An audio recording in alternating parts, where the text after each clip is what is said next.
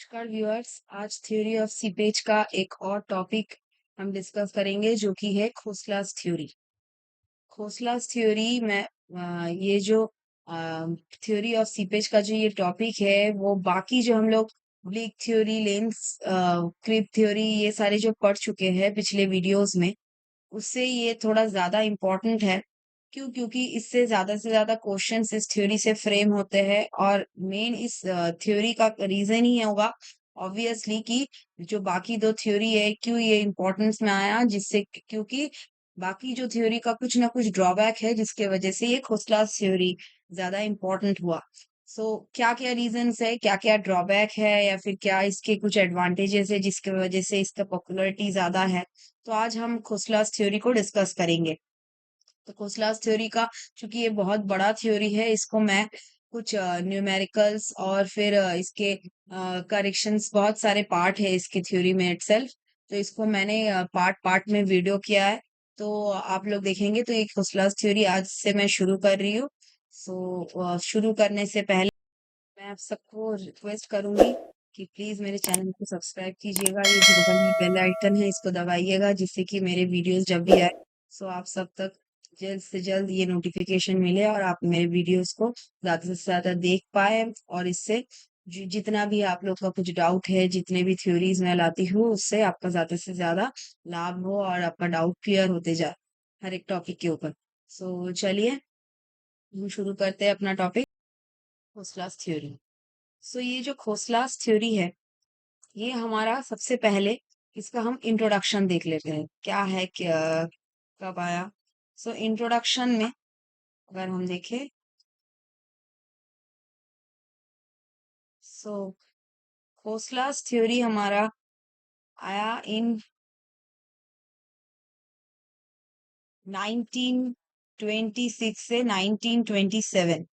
Okay, जब हमारा अपर बारी जो सॉरी अपर चेनाब कनाल्स था, अपर कना अपर चेनाब कनाल्स, उसमें जब अंडरमाइनिंग का प्रॉब्लम, हाँ अंडरमाइनिंग का प्रॉब्लम दिखना शुरू हुआ। अंडरमाइनिंग जो कि हम लोग पहले ही पढ़ चुके हैं। आप जिन्होंने भी मेरे पिछले वीडियोस नहीं देखा हो, ब्लीक थ्योरी और लेन वेटेड क्लिप थ्योरी, उसके पहले मैंने सीक्वेंस ऑफ थ्योरीज में इंट्रोडक्शन में ऑलरेडी डिफाइन कर दिया अंडरमाइनिंग पाइपिंग प्रॉब्लम का।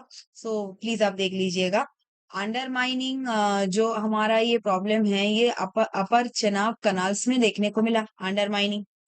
ये किस किस थ्योरी से, जब कि ना ये कनाल्स जो है ब्लिक थ्योरी के ऊपर डिजाइन हुआ था, ब्लिक थ्योरी के वजह से। ओके, इस वजह से एक ऑब्वियसली इस ब्लिक थ्योरी में कुछ ना कुछ प्रॉब्लम हुआ होगा या फिर डिजाइन में कुछ प्रॉब्लम हुआ होगा, जिस वजह से इस कनाल में हमको अंडरमाइनिंग प्रॉब्लम देखने को मिला, अंडरमाइनिंग ट्रबल्स।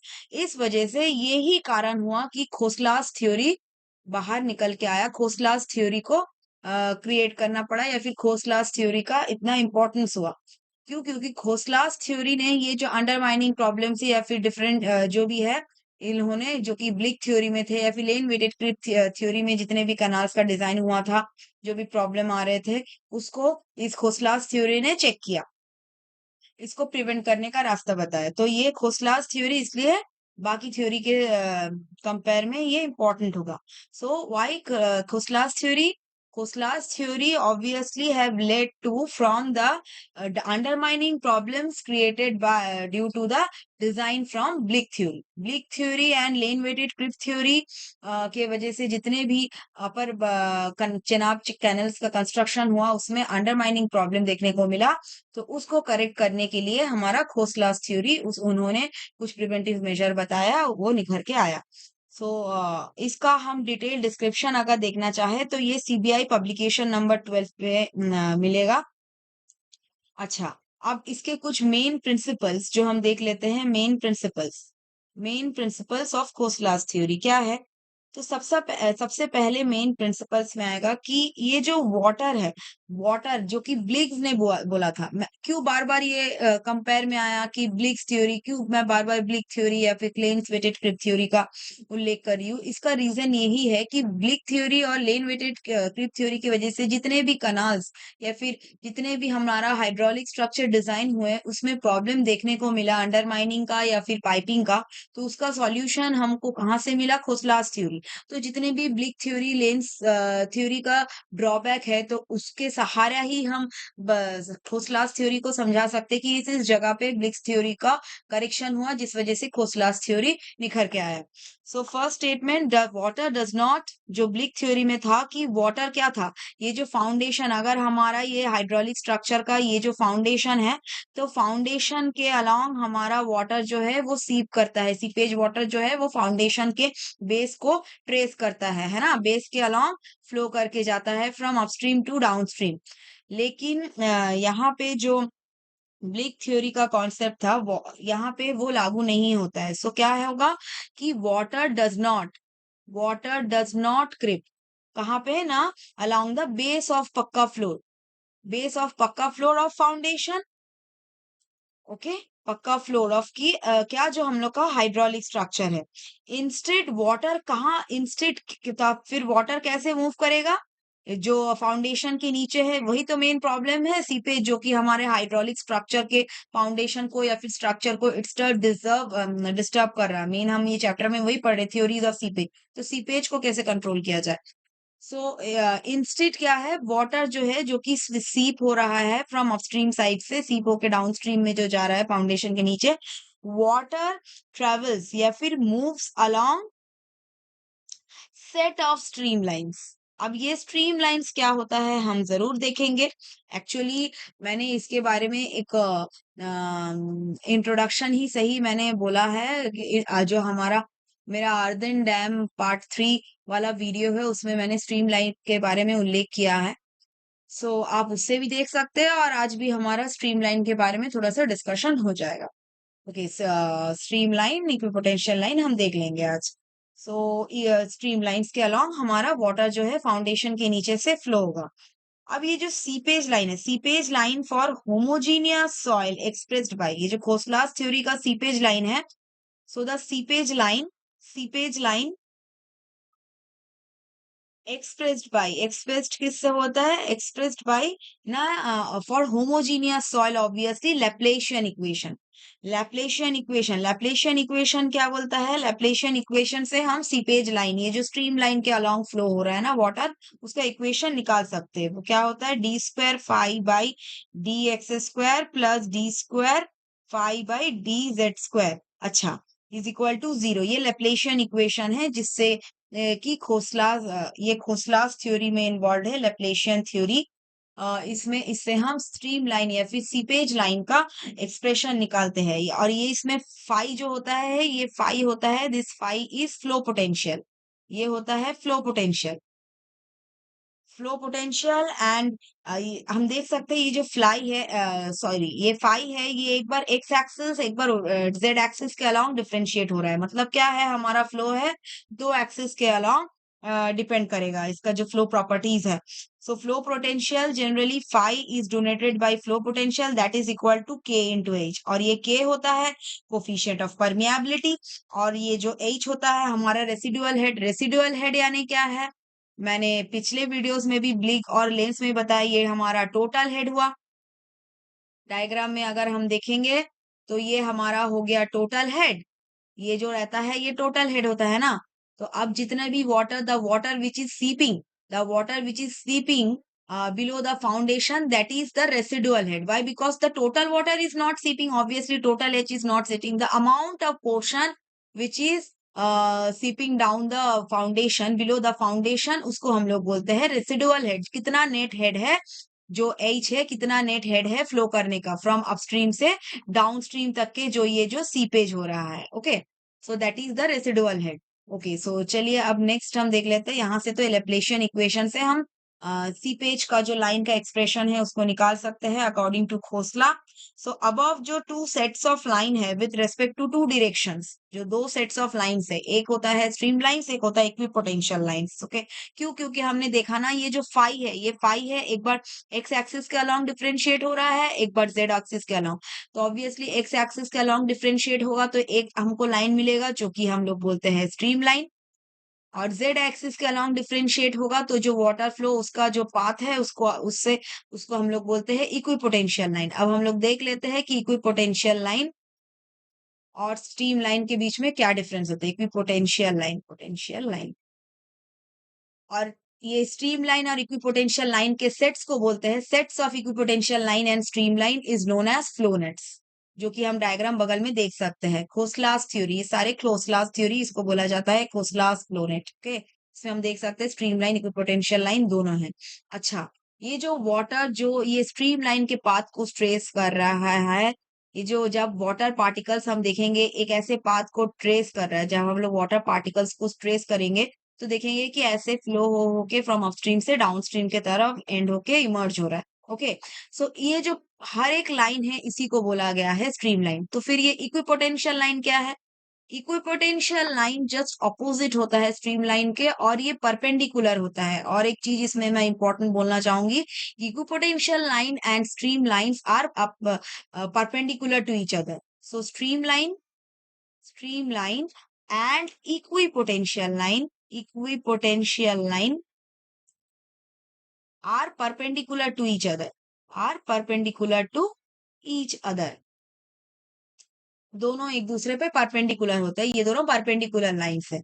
सो स्ट्रीम लाइन जिसके अलोंग वाटर पार्टिकल्स मूव कर रहे हैं, जिसको हम लोग अगर ट्रेस करेंगे वाटर पार्टिकल्स को, हम लोग देखेंगे ऐसा, ये जो ए पॉइंट से बी पॉइंट तक के बीच में जितने भी पार्टिकल्स के लाइन मिले हैं 1 2 3 4, ये सारे लाइंस को हम लोग अगर ट्रेस करेंगे, ए पॉइंट से निकलेगा वो पॉइंट लाइन 1, फिर उसके बाद नेक्स्ट लाइन 2, अगर हर एक वाटर पार्टिकल्स को ट्रेस करेंगे तो हम लोग देखेंगे ऐसे एक लाइन में फ्लो हो रहा है वाटर पार्टिकल्स। सो फ्लो जो होगा हमारा फ्रॉम अपस्ट्रीम से डाउनस्ट्रीम, उसको स्ट्रीम लाइन बोलते हैं। अब इक्विपोटेंशियल लाइन का तो मैंने बोला अभी जैसे रेसिडुअल हेड है एच, सोचिए यहाँ 10 लीटर ऑफ वाटर फ्लो होना शुरू हुआ, तो 10 लीटर, .1 से 10 लीटर, .2 से सोचिए 20 लीटर, .3 से सोचिए 12 लीटर, .4 से 15 लीटर। तो हर एक का वेल जब हम एक ही टाइम पे ओपन करेंगे तो किसी ना किसी पॉइंट में जाके अब ये फ्लो होना शुरू होगा। तो फ्लो होते होते होते होते हमारा जो फ्लो का स्पीड है या फिर फ्लो की क्वांटिटी है वो धीरे धीरे लॉस होते जाएगी टुवर्ड्स द डाउनस्ट्रीम एंड। तो तब हम देखेंगे कि हर एक पॉइंट में आते आते कि हर एक स्ट्रीम लाइन का, जो कि डिफरेंट डिफरेंट वाटर पार्टिकल्स का एक चलने का जो लाइन है, तो हर एक स्ट्रीम लाइन का एक खुद का एक रेसिडुअल हेड होगा। रेसिडुअल हेड यानी क्या? 10 लीटर का वाटर फ्लो किए तो यहाँ आके मिल रहा है हमें 5 लीटर, यहाँ तक के आया तो 5 लीटर यहाँ पे रेसिडुअल हेड मिला। फिर 20 लीटर का देखे तो यहाँ पे भी 5 लीटर मिला। तो जितने भी 5 लीटर का जो लाइन है डिफरेंट डिफरेंट स्ट्रीम लाइन में, उसको अगर ज्वाइन करेंगे तो हमें एक ये ऐसे कंटूर लाइन मिलेगा, उसको बोलते हैं equipotential line. So the line joining the equal residual head is known as equipotential line.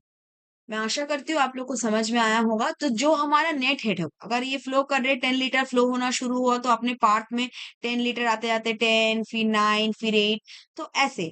फिर और दूसरे स्ट्रीम लाइन का अगर यहाँ से हम लोग 20 लीटर पास कर रहे हैं, फिर 12 लीटर पास कर रहे हैं, सॉरी, तो वो आते आते 11, फिर 10, फिर 9, फिर 8, ऐसे।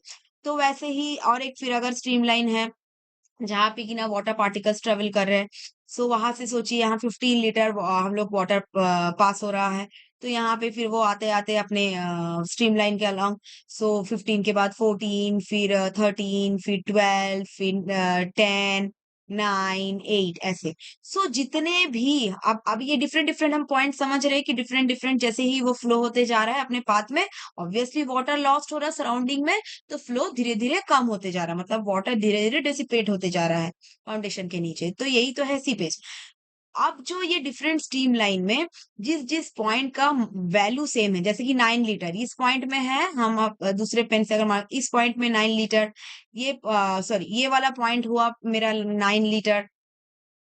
फिर अगर हम लोग नेक्स्ट स्ट्रीम लाइन में गए तो नेक्स्ट स्ट्रीम लाइन का ये वाला पॉइंट हुआ 9 लीटर। तो इस स्ट्रीम लाइन को अगर हम ज्वाइन करेंगे, इस कंटूर को ज्वाइन करेंगे, ठीक है, स्ट्रीम लाइन के अलाउंग डिफरेंट स्ट्रीम लाइन कर, जिसका कि हर एक पॉइंट में रेसिडुअल हेड अभी कितना है ना, 9 लीटर, 9 लीटर और 9 लीटर लेके वो आगे अपने स्ट्रीम लाइन के अंतर्गत फ्लो कर सकता है।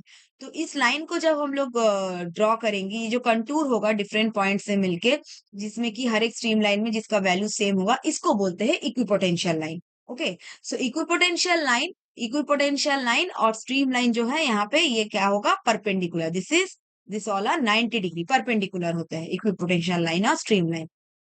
सो ये था इक्विपोटेंशियल लाइन। तो ये जो सेट्स है इक्विपोटेंशियल लाइन और स्ट्रीम लाइन का, इसको हम लोग बोलते हैं flow line. So the sets of equipotential line and stream line is known as flow nets. So stream line क्या होता है? Definition: stream line the water particles when tracing a path with emerges from upstream and ends on downstream. So the path traced by the water particle or the flow of the water particle from upstream to downstream, जो flow path है, the flow path of the water particle from upstream to downstream is known as stream line. So simple definition देखे, so the flow path from upstream to downstream is known as stream line. Stream line. अच्छा, फिर ये अब equipotential line क्या होगा? Equipotential line are those line the net residual head same value at each streamline joined by drawing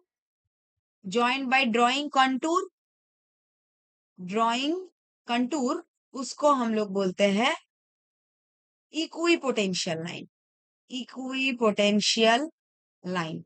and the sets of equipotential line and streamline is known as flow nets. Okay, अच्छा, next now streamlines, equipotential lines, इसके वजह ये तो हम लोग सब जाने।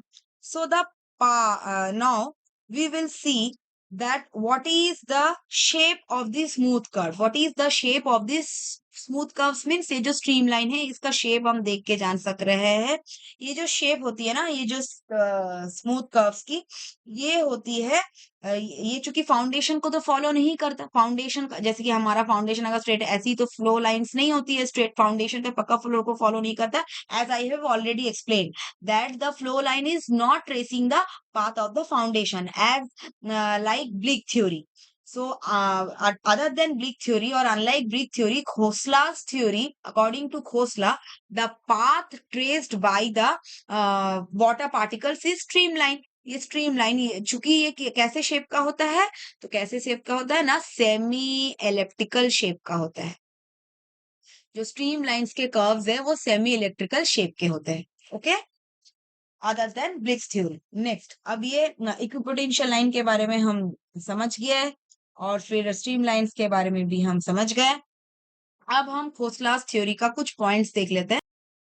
as we can see, as I have already told that the net head क्या, जो हमारा net residual head है, that is H at each straight, है ना। अगर हम स्ट्रीमलाइन 1 की बात करें तो इसका भी नेट हेड होगा 1, स्ट्रीमलाइन 2 की बात करें इसका भी नेट हेड होगा 1, स्ट्रीमलाइन 3 की बात करें इसका भी नेट, स्ट्रीमलाइन 4 की बात करेंगे तो इसका भी नेट हेड होगा, नेट रेसिडुअल हेड होगा 1, क्योंकि ये टोटल, इसका जो टोटल H है वो कांस्टेंट है 1 2 3 4 पॉइंट में। फिर ये फ्लो होके यहाँ पे जब डाउनस्ट्रीम पॉइंट में आएगा, ये फोर्थ वाला, ये थर्ड, ये सेकेंड, ये 1, सो इन सब में क्या होगा, ये फ्लो यहाँ आके स्टॉप हो जाएगा। तो डेफिनेटली यहाँ रेसिडुअल हेड क्या होगा, डाउनस्ट्रीम में 0, सारे के रेसिडुअल हेड हो जाएंगे 0, और यहाँ पे सारे के रेसिडुअल क्या हेड क्या है, H H H H है कि ना, that is the residual head. So according to Khoslas, the flow through the streamline of the water particles will emerge out at downstream with net head 0. Okay, so ये जो net head 0 होगा downstream में होते होके, यानी यहाँ पे जब वो ट्रेवल करेगा वो हेड लॉस तो हो रहा है, तो यहाँ पे जाते जाते एक अपवर्ड फ्लो जनरेट करेगा। क्यों? क्योंकि यहाँ पे तो कुछ फोर्स है, धीरे धीरे धीरे धीरे वो जाके 0 हो रहा है। तो ऐसे जब हम जाएंगे एक अपवर्ड फ्लो क्रिएट करेगा। और अगर हम लोग देखना चाहे कि अगर हम स्ट्रीम लाइन फ्लो पे अगर हम टेंजेंशियल ड्रॉ करें, सो टेंजेंशियल का 2 कंपोनेंट होगा। अगर हम लोग देखें तो एक हॉरिजॉन्टल कंपोनेंट और एक vertical component.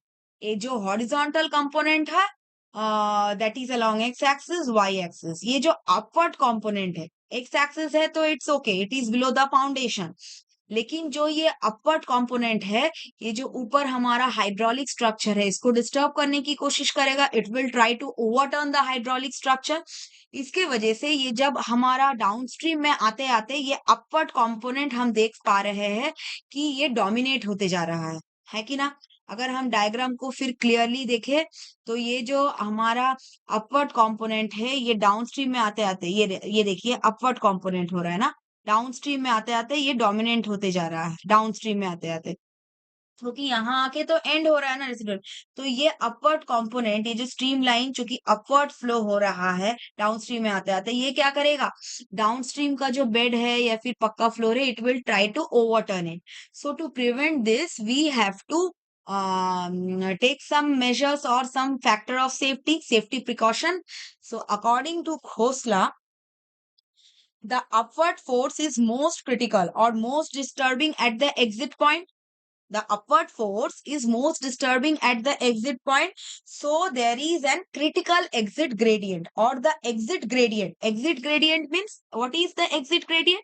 That is the pressure of the water. Exit gradient क्यों होगा? क्योंकि ये जो प्रेशर है वाटर का, जो कि हमारा हाइड्रोलिक स्ट्रक्चर उसको डिस्टर्ब करने की कोशिश कर रहा है। So the most critical point in this structure is the downstream end और द एग्जिट पॉइंट और the exit gradient of the water pressure, right? Upward water pressure. So we have to calculate factor of safety for this exit gradient. So let's calculate let's state that according to Khosla, Khosla ने क्या factor of safety दिया इस critical exit gradient के लिए? So now the topic is critical exit gradient. So what is this critical exit gradient? It is the most dangerous or it is the gradient of pressure of water at the exit point. Gradient of pressure of water, water का pressure of water at exit point, because it is the most critical case. Exit point. Why? Because it is the most critical case in this structure. Okay. So, upward disturbing, we can write that upward disturbing force, upward disturbing force, upward disturbing force is directly proportional to what? Submerged weight of grain, submerged weight of grain particles in the pucker floor, right? Submerged weight of grain at exit. माने इसका मतलब क्या है कि ये जो हमारा upward pressure है ना, यहाँ पे आके जो हमारा अपवर्ड प्रेशर मिल रहा है वाटर के सीपेज होने की वजह से, ये अपवर्ड प्रेशर को कौन बैलेंस करेगा? हमारा जो यहाँ पे ये जो फ्लोर पार्टिकल है, जो फ्लोर का ग्रेन है, ग्रेन पार्टिकल्स, वही बैलेंस करेगा अपवर्ड प्रेशर को। जितना वेट होगा फ्लोर का, जितना वेट यानी फोर्स, जितना वेट होगा इस फ्लोर का, इस ये उतना ही काउंटर बैलेंस करेगा इस अपवर्ड प्रेशर को। सो इस वजह से हमारा ये जो डाउनस्ट्रीम एंड का जो वेट है, मतलब ये जो फाउंडेशन का वेट है, it should be very strong to counterbalance the upward pressure, upward gradient, which is the disturbing force, right? So ये जो upward disturbing force है, ये क्या है? Critical exit gradient. So critical exit gradient should be directly proportional to the, ये जो exit gradient है हमारा यहाँ पे, exit gradient कौन दे रहा है? ये जो हमारा weight है of the फाउंडेशन, ये जो फाउंडेशन का वेट है एग्जिट में, वो क्रिटिकल एग्जिट ग्रेडियंट को बैलेंस कर रहा है। Should be balanced bye exit gradient of the weight of grain particle. So critical exit gradient, अगर हम प्रोपोर्शनलिटी कांस्टेंट हटाएंगे, so critical exit gradient that is the upward force, critical exit gradient should be counterbalanced by the we will take some factor of safety or factor of safety into exit gradient that is the weight of the particles, counter balance by the weight of particles. अगर हम इस weight of particles में कुछ factor of safety रखते हैं तो ये critical exit gradient जो कि ये अपवर्ड प्रेशर के वजह से हो रहा है, ये जो अपवर्ड प्रेशर है इसके वजह से जो हो रहा है, इसको काउंटर बैलेंस कर सकेगा हमारा जो वेट है फाउंडेशन का at the downstream. Okay, so generally according to this Khosla, ये जो हमारा फैक्टर ऑफ सेफ्टी है, फैक्टर ऑफ सेफ्टी जनरली लिया जाता है, factor of safety between 4 to 5. Okay, so critical exit grade, so exit gradient is 1 by 4. अगर हम लोग exit gradient निकालना चाहे तो exit gradient is 1 by 4 to माने critical exit gradient by factor of safety, that is critical exit gradient into 1 by 4 to 1 by 5. तो इसको हम लोग नेक्स्ट स्टेप में लिख सकते हैं कि exit gradient is equal to क्या, critical exit gradient by factor of safety. So factor of safety is 4 to 5. So we can say that exit gradient is equal to 1 by 4 to 1 by 5 of critical exit gradient. Critical exit gradient. So हमारा structure जिससे कि safe हो, इस upward जो हमारा disturbing seepage water है उसके लिए हमारा फैक्टर ऑफ सेफ्टी 4 to 5 देना जरूरी है। और जो वेट ऑफ हमारा ये जो फाउंडेशन है डाउनस्ट्रीम में, ये ऑब्वियसली इसका वेट ऑफ फोर्स स्ट्रांग होना चाहिए जिससे कि ये काउंटर बैलेंस कर सके नीचे जो अपवर्ड फोर्स आ रहा है, डिस्टर्बिंग फोर्स। तो अब हम देख सकते हैं कि सबमर्ज, अब यहाँ से एक इक्वेशन मिलता है कि सबमर्ज्ड वेट क्या होता है। सबमर्ज्ड वेट इसको हम लोग अगर डब्ल्यू एस से डिनोट करें तो W S is equal to gamma W. Actually gamma क्या होता है, submerged weight, gamma submerged is equal to weight upon volume, weight of submerged soil by या फिर submerged grain particles by volume, volume of submerged particle. So हमारा weight of submerged क्या होगा, gamma into volume. So gamma submerged into volume, submerged volume. So that is equal to, इसका equation लिख के आता है गामा सबमर्ज्ड, इसको हम लोग देखेंगे अगर स्पेसिफिक ग्रेविटी के टर्म्स में तो हम लोग जानते हैं G M mass specific gravity is equal to gamma bulk unit weight divided by gamma W. So bulk unit weight is equal to gamma W into G M.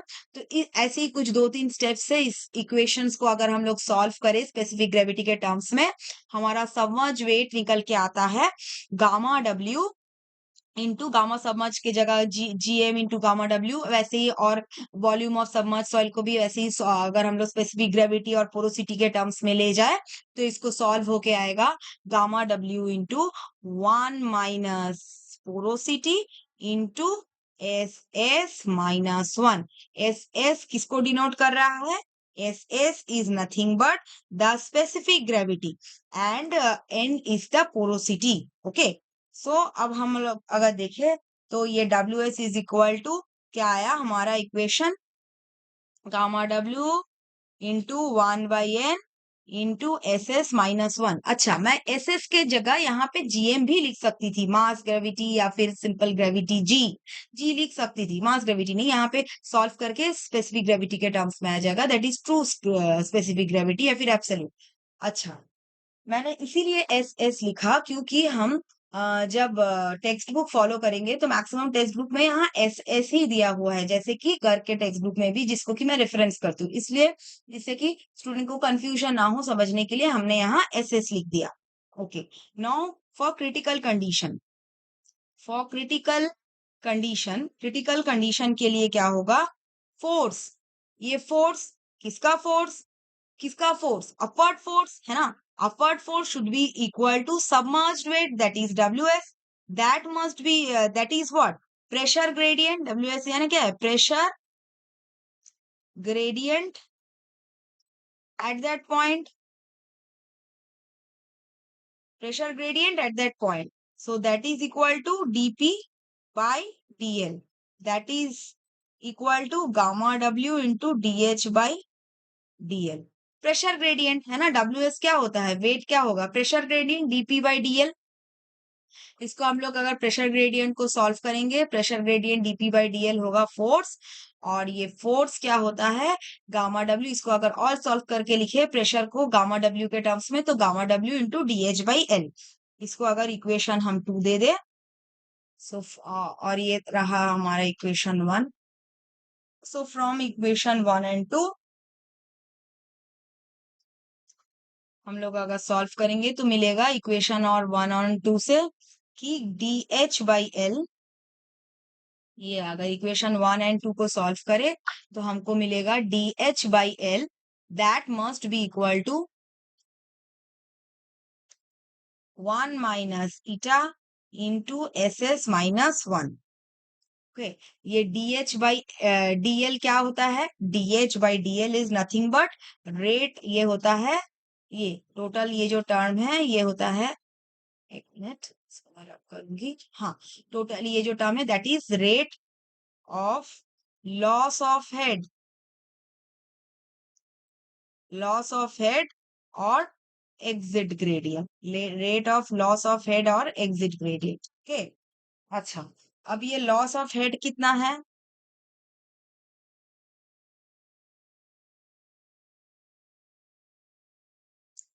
Loss of head क्या होता है, किस किस factors पे depend करता है, या फिर क्या होता है, लॉट्स ऑफ हेड जनरली हम देख सक रहे कि ये यूनिफॉर्म नहीं होगा। क्यों यूनिफॉर्म नहीं होगा, मैंने जैसे बोला कि यहाँ पे ये स्ट्रीमलाइन हम देख सक रहे, ये जो फर्स्ट स्ट्रीमलाइन को देखेंगे, ये स्ट्रीमलाइन, ये जो पाथ ट्रेवल हो रहा है ये लार्ज है एज कम्पेयर टू 4 नंबर वाला, या फिर 2 और 3 के कंपेयर में, है ना।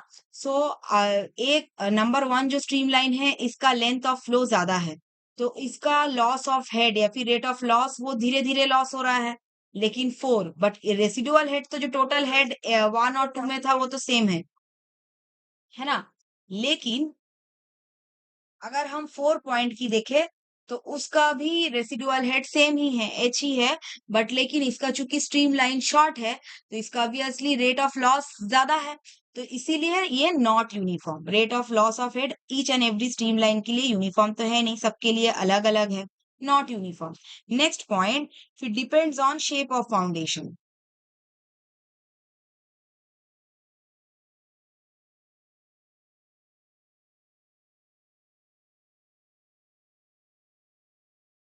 Next point, depends on depth of impervious boundary. कैसा हमारा बाउंड्री कंडीशंस है, कैसा हमारा अपस्ट्रीम कंडीशन है, डाउनस्ट्रीम कंडीशन है, उसके ऊपर डिपेंड करके भी हमारा जो फ्लो पाथ है या फिर स्ट्रीम लाइन जो ये पाथ है, इसका जो रेट ऑफ लॉस धीरे धीरे ये जो लॉस हो रहा है फ्रॉम अपस्ट्रीम टू डाउनस्ट्रीम, जो रेसिडुअल हेड जो लॉस हो रहा है जब यहाँ आएगा तो ये इमर्ज हो गए, वाटर हेड जीरो होगा, तो ये जो लॉस ऑफ हेड है इस इम्परवियस बाउंड्री कंडीशन पे भी डिपेंड करेगा। और एक डिपेंड करेगा, depends on levels of upstream and level, कौन से लेवल है, अपस्ट्रीम ऊपर है डाउनस्ट्रीम नीचे है, levels of upstream and downstream के ऊपर भी डिपेंड करता है। Okay, now next is equipotential lines are closer then rate of loss.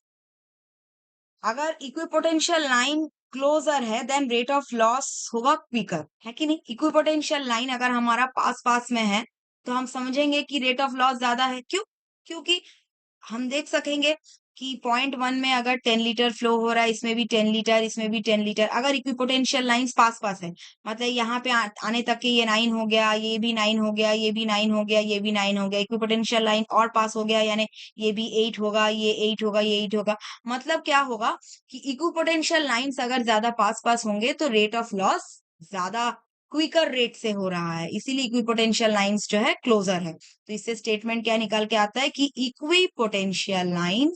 Equipotential lines if closer, अगर क्लोजर है, हम डायग्राम में देखेंगे तो अगर इक्विपोटेंशियल लाइन क्लोजर है देन वो क्या सिंबल क्या रिप्रेजेंट कर रहा है, equipotential line if closer then rate of loss is quicker, vice versa. अगर इक्विपोटेंशियल लाइन दूर दूर है यानी लेट, मतलब यहाँ पे 9 लीटर, यहाँ पे आते आते 7 लीटर लॉस हुआ, यहाँ पे आते आते 9 लीटर लॉस हुआ, ऐसे।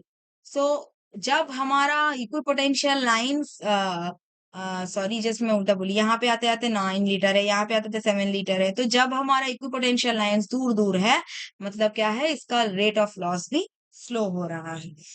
नेक्स्ट, अब और एक इम्पॉर्टेंट पॉइंट क्या होता है कि जो हमारा सेफ्टी है, सेफ्टी सेफ्टी अगेंस्ट जो पाइपिंग है, not only depend on floor length. सिर्फ सेफ्टी अगेंस्ट पाइपिंग, पाइपिंग जो है not only depends on floor length, like जो कि हमारा ब्लिक्स थ्योरी में था, लाइक ब्लिक्स थ्योरी।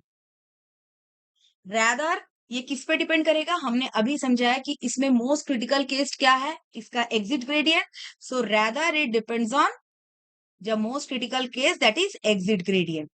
तो हमारा स्ट्रक्चर में पाइपिंग ना हो, अंडरमाइनिंग ना हो, उसके लिए हमको मेन फैक्टर क्या डिस्क्राइब करना पड़ेगा according to Khosla, that is the exit gradient. ना कि ये जो फ्लोर लेंथ है, जो फ्लोर का कितना लेंथ है उस पर डिपेंड नहीं करेगा, क्योंकि फ्लोर लेंथ के according different stream line different तरीके से फ्लो हो ही सकता है, but at the end of the day वो डाउन स्ट्रीम में आके कितना प्रेशर क्रिएट कर रहा है, वो डाउन स्ट्रीम को कितना डिस्टर्ब करने की कोशिश कर रहा है, वही तो हमारा मेन टारगेट है जानने का, जिससे कि हम इसका स्टेबिलिटी निकाल सकें। So this is the main point. और यहाँ और एक इम्पॉर्टेंट पॉइंट, ये कुछ इंपॉर्टेंट पॉइंट है, मैं क्यों लिखा रही हूँ या फिर मैं क्यों लिख रही हूँ, जिससे कि हमारा एमसीक्यू को करने में हमको आसानी हो। यहाँ से एमसीक्यू फ्रेम होते हैं। अंडरमाइनिंग, ये जो अंडरमाइनिंग है, ये कहाँ से स्टार्ट होता है, कहाँ से स्टार्ट होगा, जब हमारा एग्जिट ग्रेडियंट डिस्टर्बिंग होगा, है कि नहीं। मतलब जो डाउनस्ट्रीम के एंड है, वहां पे अगर एग्जिट ग्रेडियंट जो है हमारा क्रिटिकल एग्जिट ग्रेडियंट अगर काउंटर बैलेंस नहीं हुआ, ये जो फ्लोर का सेल्फ वेट है, इससे अगर ये critical exit gradient counter balance नहीं हुआ, तब हमारा यहाँ से अंडरमाइनिंग स्टार्ट हो जाएगा। सो अंडरमाइनिंग स्टार्ट फ्रॉम डाउनस्ट्रीम। मैं फिर से आप लोग सबको रिकॉल करना चाहूंगी कि जिन्होंने भी मेरे अंडरमाइनिंग पाइपिंग का थ्योरी ऑफ सीपेज का फर्स्ट वीडियो नहीं देखा हो, वहां पे मैंने अच्छे से एक्सप्लेन किया है, प्लीज जाके आप लोग जरूर मेरे वीडियो को देख लीजिएगा। No, undermining starts from downstream of pucca floor if not check, फिर undermining starts from downstream and travels if not check travels to upstream. Undermine, now next, और ये जो अंडरमाइनिंग स्टार्ट्स होता है when exit gradient is safe, when exit gradient undermining कब start होगा, when exit gradient is obviously unsafe, right? So this to check this provide deep fatigue, ये undermining चूंकि ना हो, इसके लिए हम लोग डाउनस्ट्रीम के ये जो एग्जिट ग्रेडियंट है या फिर एग्जिट ग्रेडियंट है, एग्जिट ग्रेडियंट में हम क्या करते हैं, एक deep vertical cut off construct करते हैं, deep vertical cut off to resist from undermining.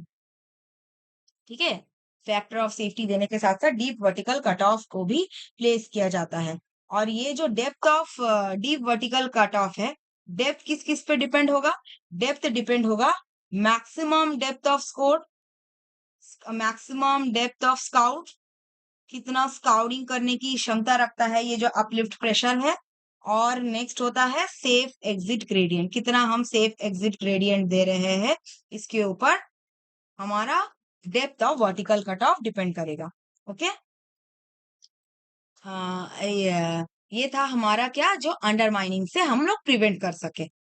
अब एक और पॉइंट देख लेते हैं, चूंकि है, अगर हमारा ये जो हम लोग अभी तक के पढ़ रहे थे कि सीपेज, ये सीपेज आया तो फिर यहाँ पे अपलिफ्ट प्रेशर क्रिएट किया, इसके वजह से अगर हमारा डाउनवर्ड जो काउंटर बैलेंस करने के लिए अगर सफिशिएंट वेट नहीं हुआ फ्लोर का डाउनस्ट्रीम में, तो disturbing exit critical exit gradient create कर सकते हैं, यहाँ फ्लोर को अंडरमाइनिंग सीपेज या फिर पाइपिंग की वजह से फेल कर सकते हैं। अच्छा, अगर इस डाउनस्ट्रीम में अपवर्ड सीपेज ना हो के अगर फ्लड आ जाए, तो फ्लड के वजह से भी तो हमारा ये जो डाउनस्ट्रीम पोर्शन है वो स्काउरिंग हो सकता है।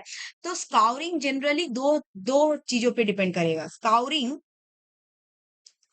हमारा दोनों वजह से होता है, एक तो सरफेस फ्लो के वजह से हो सकता है, सरफेस फ्लो यानी फ्लड के वजह से हमारा स्काउरिंग हो सकता है डाउनस्ट्रीम में, या फिर सीपेज फ्लो के वजह से हो सकता है।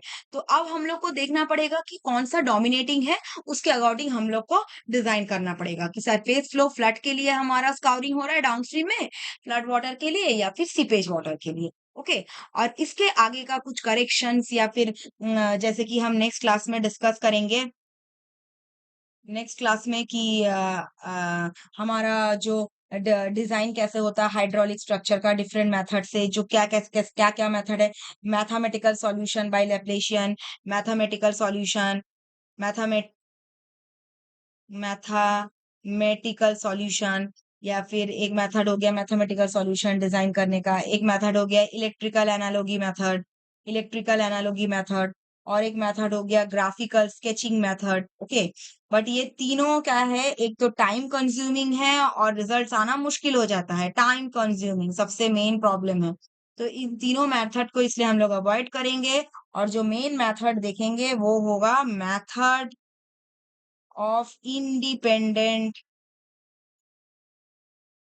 वेरिएबल, जिससे कि खोसलास थ्योरी से जो जितने भी स्ट्रक्चर कंस्ट्रक्ट होते हैं साइट पे, उसको डिजाइन किया जाता है इस मेथड ऑफ इंडिपेंडेंट वेरिएबल से। ठीक है, तो ये खोसलास थ्योरी का मेथड जिससे कि डिजाइन किया जाता है, उसको हम लोग नेक्स्ट क्लास में देखेंगे।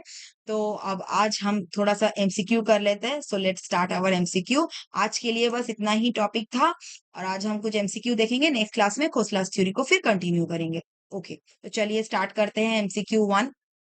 According to Bly's Creek theory, the percolating water follows option A, the outline of the base of foundation, option B, in a straight line path under the floor, option C, in a straight line path under the foundation work, D, none of the above. क्या होगा option? Bly's Creek theory क्या बोलता है? It is option obviously A, the outline of the base of the foundation, है ना। Foundation आज भी हम लोग पढ़े, जो कि खोसलास थ्योरी नहीं होता है। खोसलास थ्योरी का जो स्ट्रक्चर के नीचे कैसे फ्लो होता है, वो एक स्ट्रीम लाइन के अंतर्गत फ्लो होता है। लेकिन जो हमारा ब्लिक थ्योरी था, वो ब्लिक थ्योरी में क्या था, फाउंडेशन का जो लेयर था, फाउंडेशन के अलोंग हमारा फ्लो हो रहा था, फाउंडेशन के फ्लोर के अलोंग फ्लो हो रहा था, बेस ऑफ फाउंडेशन का जो भी शेप था जैसे था, उसके अलोंग फ्लो हो रहा था, सीपेज फ्लो। ओके, सो ये डिफरेंस था मेन ब्लिक थ्योरी का खोसला से। चलिए next MCQ. Which of the following is the wrong statement about Blake cliff theory? First, percolating water follows the outline of the base of foundation. ये तो बिल्कुल सही है, ये wrong statement हो ही नहीं सकता। Next, it makes no distinction between horizontal and vertical cliff. जरूर, ये कोई डिस्टिंक्शन तो करा ही नहीं ब्लिग ने। डिस्टिंक्शन करा लेंस ने जाके, हॉरिजॉन्टल का 1/3 इंपॉर्टेंस दिया, वर्टिकल का 1। Okay, next, safety against piping can be ensured by providing sufficient creep length. हाँ, ये तो जरूर क्रिप लेंथ उसने प्रोवाइड किया, जिससे कि पाइपिंग में सेफ हो सके। और ऑप्शन डी देख लेते हैं, on upstream side floor thickness should be design carefully. नहीं, अलग से अपस्ट्रीम साइड में फ्लोर थिकनेस या फिर डाउनस्ट्रीम साइड का अलग से थिकनेस के बारे में तो ब्लिग ने कुछ कहा ही नहीं। सो अपस्ट्रीम साइज में फ्लोर थिकनेस के बारे में ये स्टेटमेंट बिल्कुल रॉन्ग है। तो ऑप्शन क्या होगा? Option is D. Next question, the suggested weightage factor for horizontal to vertical creep कितना होता है? मैंने अभी बोला हॉरिजॉन्टल टू वर्टिकल क्रीप होता है option A 1/2, option B 1/3, option C 2, option D 3। Option क्या होगा? Option is B, that is 1/3, है ना। हॉरिजॉन्टल के लिए 1/3 एंड वर्टिकल के लिए 1। नेक्स्ट, ये सारे हम लोग Bligh theory creep theory already कर चुके हैं, तो आज मैंने उसका भी क्वेश्चन रखा जिससे कि थोड़ा सा रिवीजन हो जाए। और खोसलास थ्योरी तो आज हमने स्टार्ट किया है, सो इसलिए आप लोग ये एमसीक्यूज करेंगे जिससे कि आप लोग को एग्जाम में हेल्प हो सके।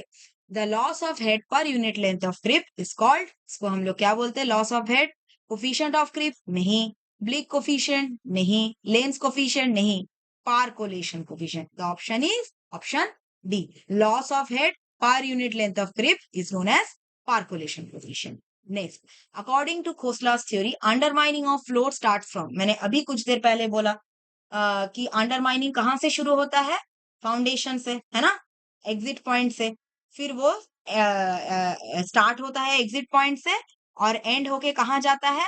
मैंने बोला ना कि अंडरमाइनिंग स्टार्ट फ्रॉम, ये देखिए मैंने आज ही डिस्कस किया कि अंडरमाइनिंग स्टार्ट्स फ्रॉम डाउनस्ट्रीम और travels towards upstream. Exit gradient तब क्या होगा हमारा? ऑब्वियसली आउन से, तभी तो अंडरमाइनिंग स्टार्ट हुआ, है ना। सो हमारा ऑप्शन क्या होगा? ये हो चुका है ये। So according to Khosla's theory, undermining of floor starts from what? Starts from the end, that is the tail end. Okay, so next question, According to Khosla's theory, the first streamline flows bottom contours of the structure and the remaining streamline flows smooth curve, transmitting slowly from the outline of the foundation to a, मतलब जो हमारा खोसलास का जो streamline flow है उसका structure, उसका shape, उसका outline क्या है, कैसा है उसका आउटलाइन, अगर हम लोग देखते हैं कैसा है, first option option circular curve, B catenary curve, C semi elliptical, D parabolic.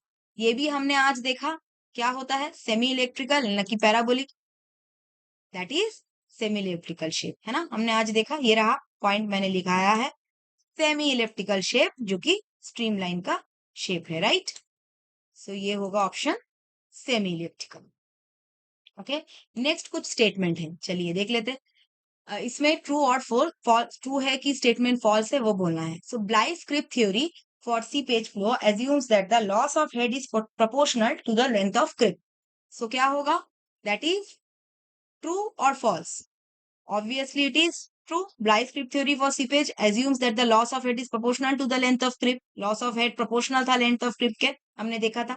Next, Blick's theory में, फिर Blick's makes distinction between horizontal, नहीं, बिल्कुल नहीं। Blick's ने तो distinction नहीं किया है, किसने distinction किया है? Lenz ने distinction किया है। So, statement 2 is false. फिर statement 3, according to Khosla, it is absolutely essential to have a reasonable deep vertical cut of eight the downstream. हाँ, हमने बोला अभी डाउनस्ट्रीम में डीप वर्टिकल कट ऑफ होने की वजह से उसका क्या होगा, अंडरमाइनिंग चेक रहेगा। फिर हमने ये भी देखा कि डाउनस्ट्रीम किस किस फैक्टर के ऊपर डिपेंड करता है, किस फैक्टर के ऊपर डिपेंड करेगा ना, मैक्सिमम डेप्थ ऑफ स्काउट, कितना स्काउटिंग हो रहा है और कितना हमारा सेफ एग्जिट ग्रेडियंट है।